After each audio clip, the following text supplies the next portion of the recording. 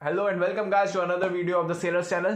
तो जो लोग भी नए हैं यहाँ पे उन सबको मैं अपना डिस्क्रिप्शन दे देता हूँ। My name is Raunak and I am working with fleet management company as a third officer. आज की वीडियो शुरू होने से पहले मैं आप सबके साथ एक बहुत बड़ी खुशखबरी शेयर करना चाहता हूँ कि आपके भाई की हो चुकी है सीओसी डिस्पैच। एमएमडी से हो गई है वो डिस्पैच और होपफुली कि अगले हफ्ते की वीडियो में आप लोगों को मेरे हाथों में सीओसी देखने को मिल सकती है। यहाँ पे थोड़ी शक्तियाँ होंगी, अलग सा लगता है, एकदम ऐसा गुड वाली फीलिंग आती है।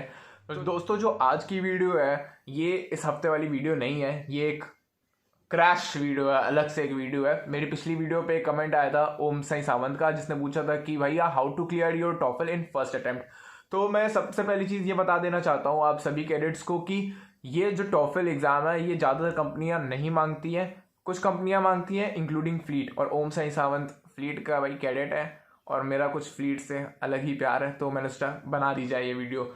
तो कैडेट्स जो लोग टॉफल का एग्ज़ाम दे रहे हैं या देने जा रहे हैं, फ्लीट कैडेट्स स्पेशली, तो मेरे हिसाब से फ्लीट जो है वो 75 मार्क्स तक परमिट करती है आप लोगों का टॉफल स्कोर। तो मैं आप लोगों को एकदम से ये नहीं बता दूंगा कि भाई आप कैसे लिख दो या कैसे कर दो कि आप एकदम पास हो जाओ, ये तो इम्पॉसिबल है। देखो दिस इज इंग्लिश एग्जाम, तो आप लोगों को इंग्लिश में कमांड लानी पड़ेगी, that comes with self practice. मैं आपको कुछ एकदम से मैजिक नहीं बता दूंगा। तो जिस चीज़ में मैं आप लोगों की मदद कर सकता हूँ वो ये है कि मैंने बहुत सारी वीडियोस देख ली हैं टॉफल एग्जाम कैसे होता है, तो मैं आप लोगों को पूरा डिस्क्राइब कर देता हूँ क्या प्रोसीजर रहता है, कैसे कैसे क्वेश्चंस आने वाले हैं, जिससे कि आपको वहाँ पर एकदम से नई चीज़ नहीं मिले, आप थोड़े बहुत मेंटली प्रिपेयर्ड रहो कि कैसे क्वेश्चंस आपको फेस करने को मिल सकते हैं। मैं तो दोस्तों अपनी वीडियो शुरू करने से पहले मैं आप सबको 3 बहुत इंपॉर्टेंट बातें बताना चाहता हूँ कि पहली इंपॉर्टेंट बात यह है कि आपको 120 में से 120 नहीं लाने हैं, तो भाई दिमाग को थोड़ा चिल रखना, 80 नंबर लाने हैं ना, और वो मैं बताऊंगा 80 नंबर कैसे लाने हैं। पॉइंट नंबर 2 ये है कि 2019 में ना कुछ नए रूल्स आए थे जिसके हिसाब से अगर किसी ने पिछले अटेम्प्ट दिया है और राइटिंग में फॉर एग्जाम्पल उसके 25 आए हैं राइटिंग सेक्शन में, और इस बार अटेम्प्ट देने पे उसके 22 आए, मतलब भाई 3 नंबर इस बार उसके कम आ गए हैं, तो होगा ये टॉफल वाले क्या करेंगे, वो आपका 25 मार्क्स को लेंगे, इस बार के 22 मार्क्स नहीं लेंगे। लेकिन ये डिपेंड करेगा आपका सेक्शन वाइज,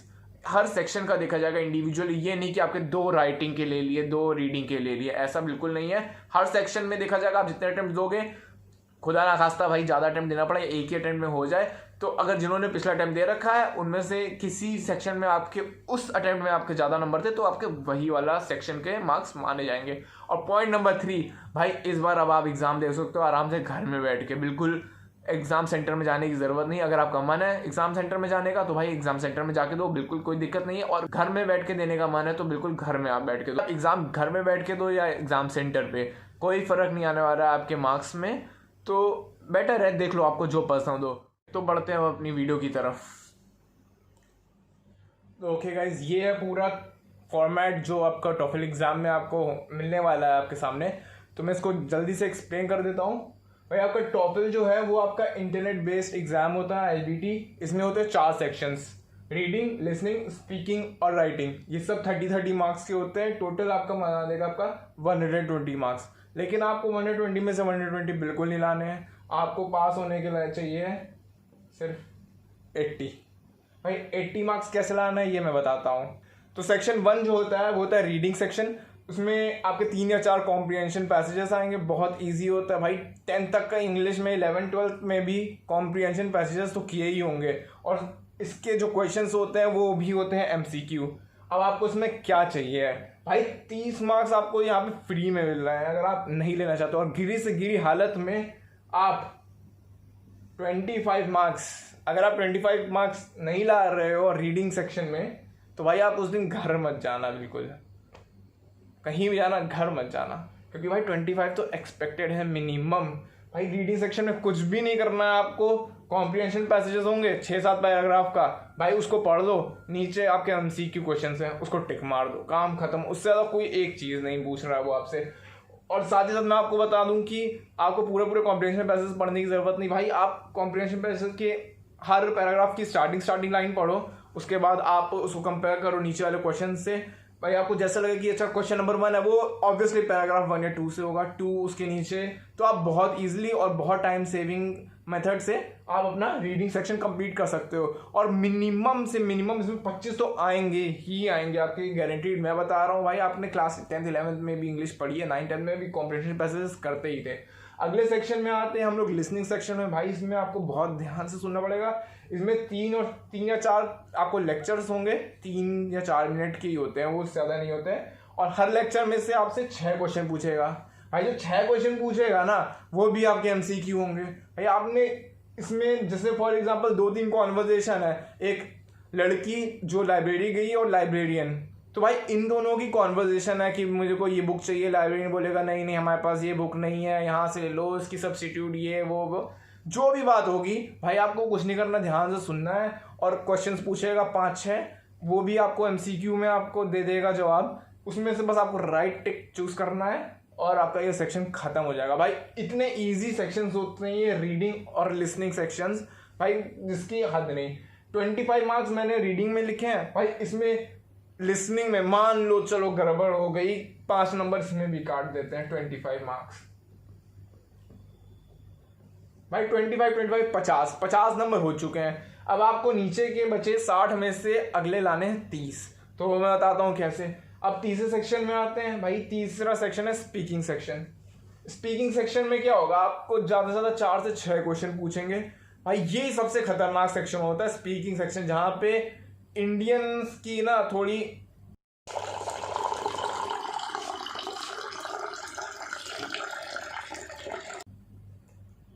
खैर स्पीकिंग सेक्शन में आपको क्या होगा, 4 से 6 क्वेश्चन पूछेंगे। अब कैसे क्वेश्चन पूछ लेंगे भाई, आपसे ये पूछ लेगा कि according to your past experience, मतलब ऐसी कौन सी चीज़ थी जो आपको लगी कि आपको नहीं करनी चाहिए थी और आपने कर दी। तो अपने मतलब पास्ट एक्सपीरियंस से आपका मोस्ट डिलाइटफुल मोमेंट जो रिसेंटली निकला हो, या आपका कि कोरोना वायरस में आपने लॉकडाउन में आपने क्या क्या किया, तो ये सब का पास्ट क्वेश्चंस होते हैं, आपको ये पूछ सकता है। इसमें क्या तरीका होता है, आपको वो क्वेश्चन बोलेगा, आपको 15 सेकंड का प्रिपरेशन टाइम देगा। भाई 15 सेकंड में जल्दी जल्दी से इंपॉर्टेंट वर्ड्स जो हैं, पूरे नहीं, इंपॉर्टेंट वर्ड्स फ्रेजेस जो हैं भाई वो लिख लो और 45 सेकंड बोल दो। अगला क्वेश्चन क्या पूछेगा भाई, आपको एक्सप्लेन करनी होगी एक चॉइस। जैसे मान लो फॉर एग्जांपल मैं आपको बता दूं कि एक चॉइस आप लोगों को चुननी पड़ेगी, टीचर को नॉलेज होनी चाहिए ज़्यादा या फिर टीचर को उनकी बॉन्डिंग होनी चाहिए ज़्यादा स्टूडेंट से। तो आप दोनों, आपको क्या करना होगा, उनमें से अपने से कोई भी एक चॉइस लेनी होगी और उसको में 15 सेकंड का आपको करना पड़ेगा, अपना पॉइंट्स नोट डाउन, और 45 सेकंड बोल देना पड़ेगा। तो एक बहुत ही आसानी से आपका ये दोनों क्वेश्चन हो जाएंगे। तीसरा क्वेश्चन होगा भाई एकेडमिक रिलेटेड। इसमें क्या होता है भाई, एकेडमिक रिलेटेड फॉर एग्जांपल ये आपसे पूछ लेगा एक टॉपिक, आपको एक रिटन में दे देगा अकॉर्डिंग टू बायोलॉजी या फिर फिजिक्स या केमिस्ट्री या कोई भी हॉट टॉपिक जो समझ चल रहा होगा ना, आपका वेल नोन टॉपिक होगा, वो वही बोलेगा। ये वेल नोन टॉपिक होगा ना, आपको वो पढ़ने को बोलेगा पैसेज, तो 5-6 लाइनें होगी, उसमें से आप वो पढ़ लो और उसके बाद अपने पॉइंट्स बना लो 15 सेकंड में और 45 सेकंड बोल दो। भाई इसमें आप लोगों को कुछ भी मुश्किल नहीं होनी चाहिए बिल्कुल भी, क्योंकि आप लोग वही पढ़ रहे हो और दिमाग में थोड़ा सा स्टोर करके बोल दे रहे हो अपनी भाषा में। इस सब जो भी क्वेश्चंस हैं आपके ये स्पीकिंग सेक्शंस में, इन सब में आपको 15 सेकंड का आपको प्रिपरेशन टाइम मिलेगा। तो भाई ये ऑब्वियस सी बात है कि वो आपसे बिल्कुल स्पीचेस नहीं मांग रहे हैं, 45 सेकंड बोलना है, 15 सेकंड सोचना है। तो बस आपसे ये जानने की कोशिश कर रहे हैं कि आप बोलते समय अपने जो आपके विचार हैं वो आप कन्वे कर पा रहे हो, अपना मैसेज जो है वो कन्वे कर पा रहे हो कि नहीं। आपको अमेरिकन एक्सेंट या ब्रिटिश इंग्लिश एक्सेंट में बिल्कुल नहीं, अपने बिल्कुल इंडियन एक्सेंट में बोलिए, लेकिन बस बात ये है कि ये आप उन 45 सेकंड में अपना जो 15 सेकंड में आपने जो प्रिपेयर किया है वो मैसेज आप कन्वे कर सको। तो चौथा क्वेश्चन क्या होता है भाई, आपको जैसा मैंने बताया कि वो आपको पैसेज रीड करने को देंगे, 5-6 लाइनें का होगा, और साथ में वो आपको एक कॉन्वर्जेशन सुना देंगे 2 लोगों की जो बातचीत होती है, और उसके हिसाब से आपसे एक क्वेश्चन पूछ लेंगे तो वो आप बता दोगे। भाई स्पीकिंग सेक्शन ऐसा सेक्शन है जहाँ पे सबसे ज़्यादा पॉइंट्स कटते हैं, क्योंकि प्रोनाउंसिएशन में थोड़ा सा पॉइंट कट जाता है, या फिर लोग थोड़ा भूल जाते हैं, या फिर पॉइंट्स नोट डाउन नहीं कर पाते हैं, या फिर दिमाग में कुछ और चल रहा होता है। तो गिरी से गिरी हालत में भाई, गिरी से गिरी 30 में से आप 10 तो ले ही आओगे। बहुत कम नंबर दे रहा हूँ, 30 में से 10, भाई 15, 20, 25 तक भी आते हैं, बहुत आराम से आते हैं और आप लोगों के लिए आएंगे। 10 मैं आप लोगों के लिए ले रहा हूँ कि एकदम कीड़ी से कीड़ी हालत में, कि 10 तो कहीं नहीं गए। अगला सेक्शन होता है राइटिंग सेक्शन का। भाई इसमें आपसे 2 क्वेश्चन पूछे जाएंगे। एक क्वेश्चन होता है आपका ऑन द स्पॉट और एक क्वेश्चन होता है आपका नोन, मतलब आपका जो टॉपिक होता है वो एक फेमिलियर टॉपिक होता है, नोन नहीं बोलेंगे। तो इसमें आप में क्या होगा, रीड जो राइटिंग सेक्शन है इसका आपको एक क्वेश्चन मिलेगा, फर्स्ट क्वेश्चन, जिसमें आपको बोलेगा ये पैसेज रीड कर लो और साथ ही साथ आपको एक लेक्चर सुनाएगा वो।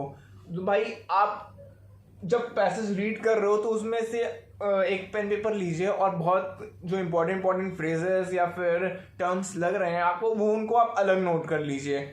उसके बाद जब आप लिसनिंग सेक्शन कर रहे हैं, ये सेक्शन आपको बहुत ध्यान से करना है, क्योंकि जब आप लिख रहे होगे, जब आप एग्जाम में राइटिंग वाला पोर्शन आप लिख रहे होगे अपना, तो आप वापस जा सकते हैं रीडिंग सेक्शन में, इस वाले रीड में अपना जो पैसेज है वापस से पढ़ सकते हो या फिर पॉइंट्स ले सकते हो या फिर कुछ भूल रहे हो तो देख सकते हो। लेकिन लिसनिंग जो पार्ट है वो आपको एक बार सुना जाएगा, दूसरी बार नहीं सुना जाएगा। तो इसको ध्यान से सुनिए, इंपॉर्टेंट फ्रेजेस और पॉइंट्स नोट कर लीजिए और भाई अपना पैसेज लिख डालिए। बिल्कुल भी इसमें आपको दिक्कत नहीं होगी, ट्रस्ट मी। भाई मैंने भी बहुत सारे यूट्यूब वीडियोस देख लिए हैं, मैंने बहुत सारे 3 टेस्ट तो मैंने ऐसे ही में डाले ही हैं, और साथ ही साथ मैंने भी देखे हैं कि बिल्कुल मुश्किल नहीं होती है। वो ऐसी चीज़ पूछते हैं जो आपसे बहुत नोन हो, आपसे बिल्कुल आउट ऑफ द वर्ल्ड नहीं पूछ देंगे। और अगला क्वेश्चन होता है भाई राइट एन एसे। अब इसमें मैं क्या बताऊं, और ये 20 मिनट्स का होगा, ये 30 मिनट्स का होगा, 50 मिनट का आपको सेक्शन 4 होगा। अब इसमें आप बताइए, आप ऐसे नहीं लिख पाओगे यार, इतनी तो जनरल इंग्लिश होती है कि भाई कोई भी एक किसी भी होली, दिवाली, दशहरा वगैरह वगैरह, भाई पीएम मोदी, कोरोना वायरस, किसी भी चीज़ पे आप एक ऐसे तो लिख ही सकते हो बहुत आराम से। तो राइटिंग सेक्शन में भाई अगर इन दोनों को इक्वली डिवाइड भी करें ना, और 15-15 में से अगर 10-10 भी माने, तो इसमें आ जाएंगे आपको आपके गिरी से गिरी हालत में 20 से ज़्यादा ही आएंगे, क्योंकि गलतियां जो होती है वो स्पीकिंग में होती है, राइटिंग में ज़्यादा गलतियां नहीं होती है, ग्रामेटिकल मिस्टेक्स होती है, लेकिन उससे मतलब नहीं है। आपका ये है कि आप राइटिंग में अपने जो थॉट्स हैं वो आप कन्वे कर पा रहे हो कि नहीं कर पा रहे हो।